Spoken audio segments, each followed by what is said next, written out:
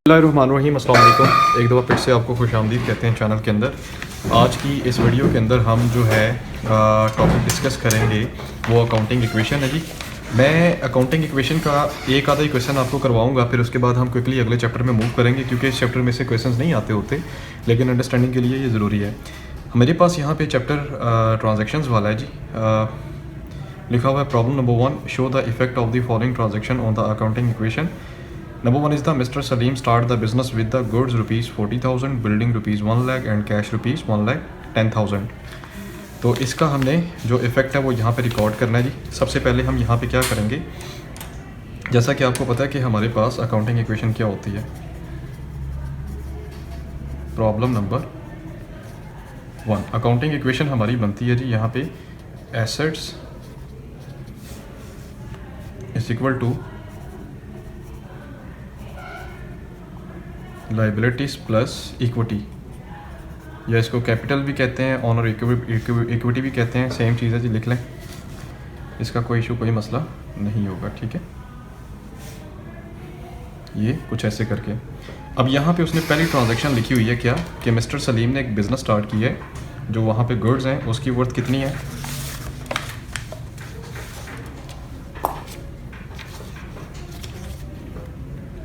नहीं जी, उसने business start किया जी, उसके पास सर जी गुड्स थी। मैं यहाँ पे लिख रहा हूँ क्योंकि क्वेश्चन बड़ा हो जाएगा, तो इसीलिए बिज़नेस के अंदर गुड्स थी, प्लस गुड्स कितने के साथ थी, रुपीज़ 40,000 के साथ थी।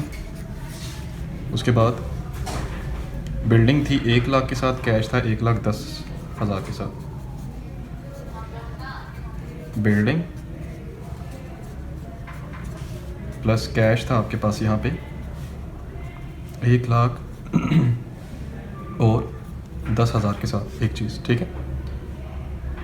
और अगर मैं यहाँ पर आता हूँ तो आपकी जो टोटल इक्विटी है वो कितनी बन जाती है, आपका जो कैपिटल है वो यहाँ पे बन जाता है। जमा कर लें जी, 40,000 जमा 1 लाख, 1,40 हो गया, उसमें 10 1 50, यानी 2,50,000 यहाँ पे आपका कैपिटल बन जाता है, एक चीज़। अब आगे जो है यहाँ पे फॉर एग्ज़ाम्पल मैं लिख देता हूँ कैपिटल। ये थी आपकी ट्रांजैक्शन नंबर 1। अब ट्रांजैक्शन नंबर 2 के अंदर क्या कहते हैं,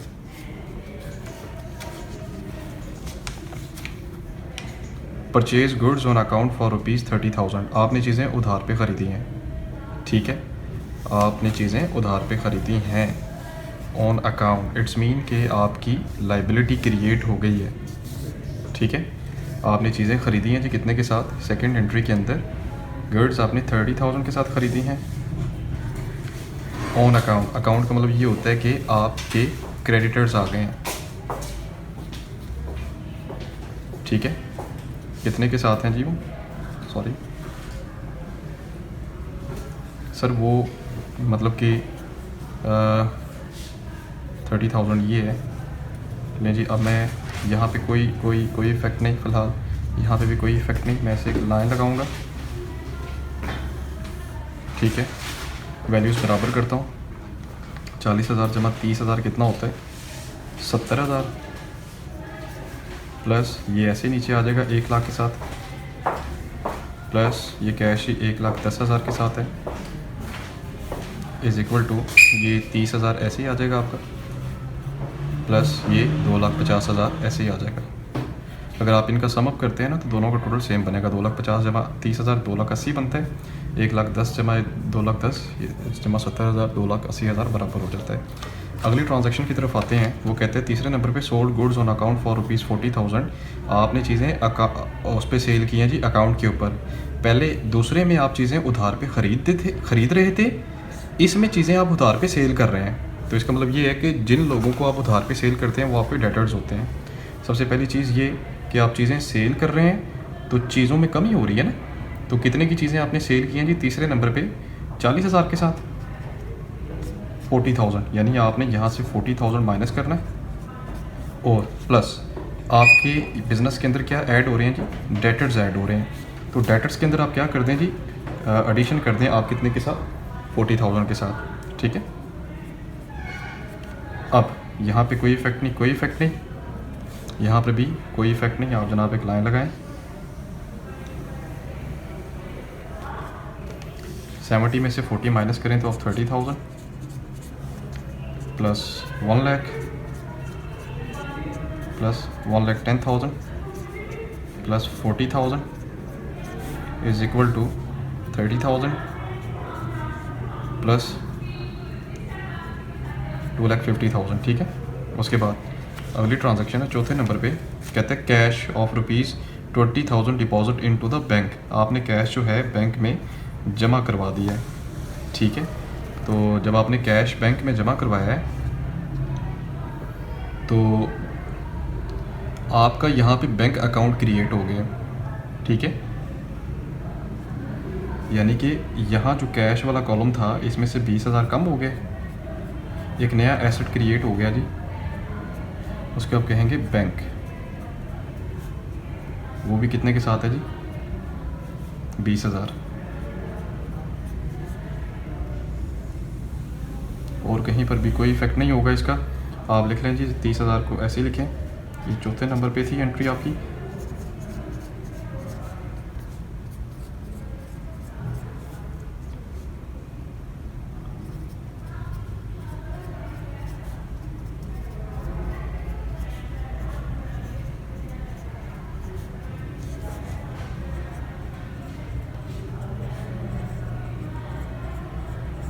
लें जी, ठीक है। अब 5वें नंबर पे चलते हैं जी। कहते हैं paid cash to the supplier of goods ₹20,000। आपने सप्लायर को कितने पैसे अदा किए हैं जी? 20,000 रुपया। बेटे अब ये वही सप्लायर है जिससे आपने चीज़ें ख़रीदी थी यहाँ पे। ठीक है, ये लाइबिलिटी थी आपकी 30,000 की। जनाब आप कैश अदा कर रहे हैं 5वें नंबर पे, तो इसका मतलब ये है कि कैश में से हम 20,000 माइनस करेंगे और ऊपर जो आपके ऊपर लाइबिलिटी बन गई थी क्रेडिटर्स के नाम से, उसमें से भी आपने 20,000 क्या करना है? माइनस कर देना है 5वें नंबर पे। यानी कि कैश में से आप 20,000 माइनस करें और यहाँ इसमें से भी 20,000 आप क्या कर दें? माइनस कर दें। तो यहाँ पे आप लिखें 30,000 जमा 1,00,000 जमा 70,000 जमा 40,000 जमा 20,000 इज इक्वल टू, यहाँ पे आएगा आपका 10,000 जमा 2,50,000। ठीक है, अब छठे नंबर पे आप आ जाएं। Receive cash from the customer ₹30,000। आपने कस्टमर से 30,000 रिसीव कर लिया जी। ठीक है, यानी ये वो वाला कस्टमर है जिसको माल आपने ना यहाँ पे उधार में बेचा था 40,000 का, उसने 30,000 आपको दे दिए हैं। इसका मतलब ये है कि आपके कैश में 30,000 का इजाफा हो गया और आपके डेटर्स में से 30,000 की कमी हो गई है। ये डेटर्स वाला कॉलम जा रहा है जी, इसमें से आप 30,000 पहले तो माइनस करें ना। ठीक है, और उसके बाद प्लस कैश में 30,000 आप क्या कर दें? ऐड कर दें।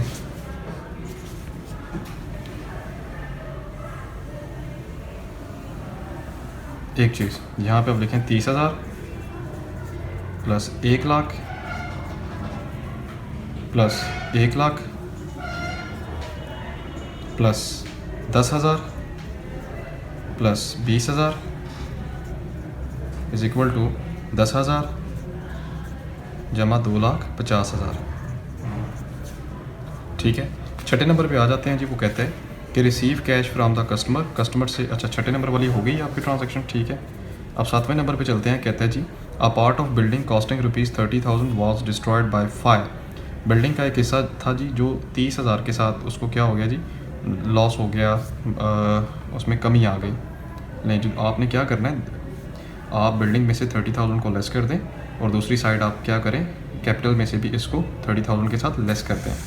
ठीक है, लॉस बाय फायर बेसिकली आपका ये एक्सपेंस ही होता है किस्म का, तो आप इसको क्या करें? बेसिकली बिल्डिंग्स में से लेस कर दें। ठीक है,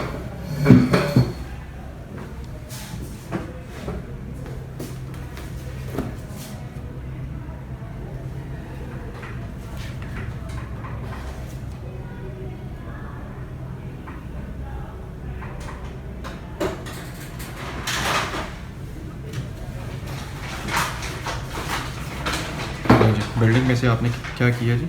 ये 1,00,000 के साथ बिल्डिंग है, इसके साथ इसमें से 30,000 लेस करें और यहाँ पे जो कैपिटल है इसमें से आप क्या कर दें, 30,000 लेस करें। लें,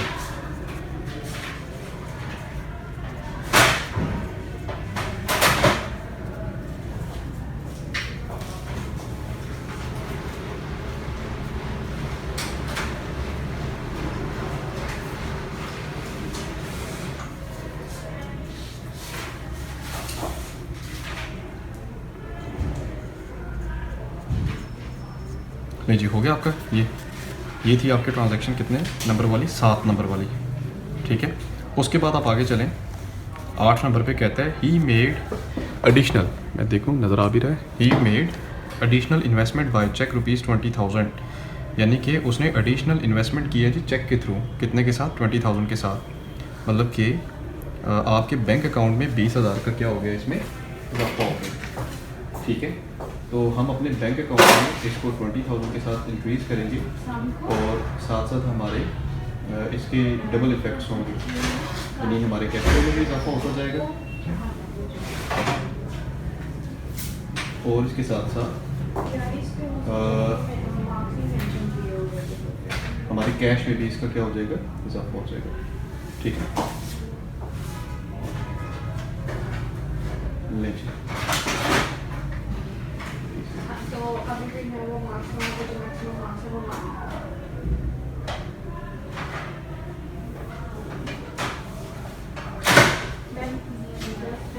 नहीं जी, इसका सिंपल इफेक्ट मैं आपको बता देता हूँ। या तो आप बैंक में इजाफा कर दो या कैश, आप ऐसा करें इसको कैश में ऐड कर लें। ये कैश का कॉलम जा रहा है, प्लस 20,000 कैश में इजाफा है, प्लस 20,000 आपके कैपिटल में इजाफा हो गया। देखिए एडिशनल इन्वेस्टमेंट कर रहा है ना बाय चेक, यानी चेक के थ्रू वो अपने बिज़नेस के अंदर एक्स्ट्रा पैसे लेकर आ रहा है। तो इसका मतलब ये है कि सेम टाइम कैश में भी इजाफा हो रहा है और उसका जो कैपिटल या इक्विटी है उसके अंदर भी 20,000 का क्या हो रहा है, इजाफा हो रहा है।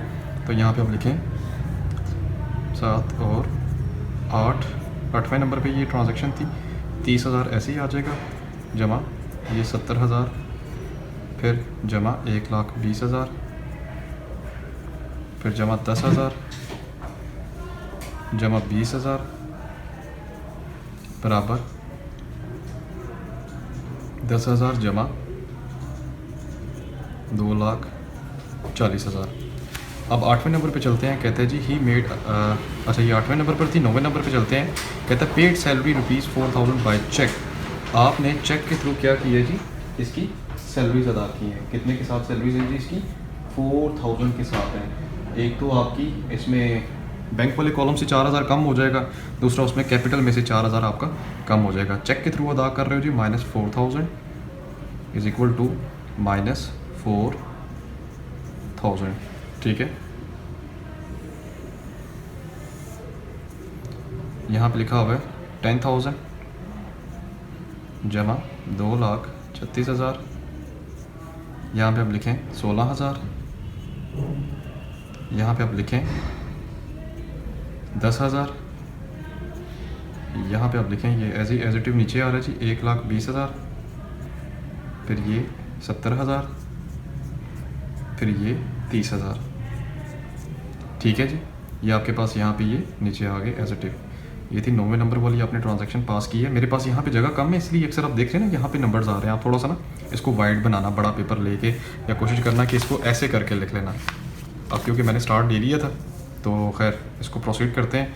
9वें नंबर के बाद अगली जो ट्रांजैक्शन आ रही है जी यहाँ पे 10वें नंबर पे कहता है goods return to the supplier amount ₹4,000, आपने चीज़ें सप्लायर को वापस कर दी हैं जी 4,000 की, ठीक है। कहाँ पे गया, यहाँ पे सप्लायर वो था जिससे हमने चीज़ें ख़रीदी थी 4,000 की उधार पे। अब यहाँ पे ये चलता आ रहा है जी आपका सप्लायर जो आपका क्रेडिटर है, तो आपने इसको चीज़ें वापस की हैं जी, ठीक है। आप क्या करें, इसमें से -4,000 कर दें और यहाँ पर गुड्स भी हैं, इसमें से भी माइनस आप क्या करें 4,000।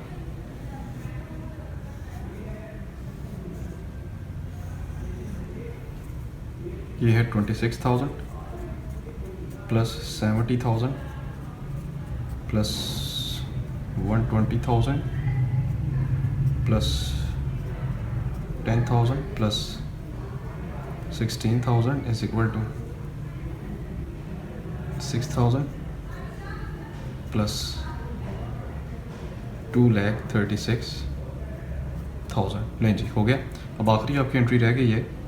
अच्छा, ये एंट्री आपकी कंप्लीट हो गई है। अब इसका आप टोटल कर लेंगे, ठीक है।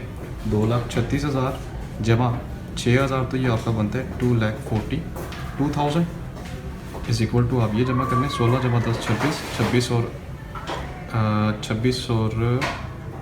1,20,000 1,46,000, उसमें मज़ीद 26 आप ऐड करें, 40 और 20 56, 66 और 6 72 जमा 70,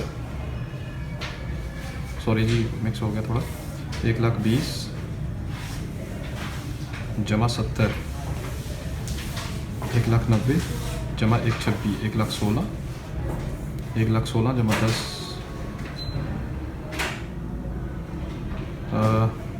सॉरी 1,16,000 नहीं, 2,16,000, 2,16,000 जमा 10, 2,26 जमा 16, 2,42,000। तो इसका टोटल पे कितना आ जाता है? 2,42,000। लें जी, ये दोनों साइडें आपकी क्या हो गई हैं, यहाँ पे इक्वल हो गई हैं। So this was the question, ठीक है, वेरी इंपॉर्टेंट क्वेश्चन है जी। तो आपने क्या करना है, ये जस्ट मैंने आपको प्रैक्टिस के लिए करवाई है, मैं इस पर ज़्यादा टाइम ज़ाया नहीं करूँगा। मैं आगे मूव करूँगा अगले चैप्टर की तरफ, जहाँ पेपर्स में से क्या होता है, क्वेश्चन आता होता है। So thank you so much for watching जी। कोई बात पूछने वाली हो तो आप ज़रूर पूछें, और जाते जाते चैनल को सब्सक्राइब करें। अगर क्वेश्चन का स्क्रीनशॉट लेना तो आप ले लें। अल्लाह हाफ़िज़।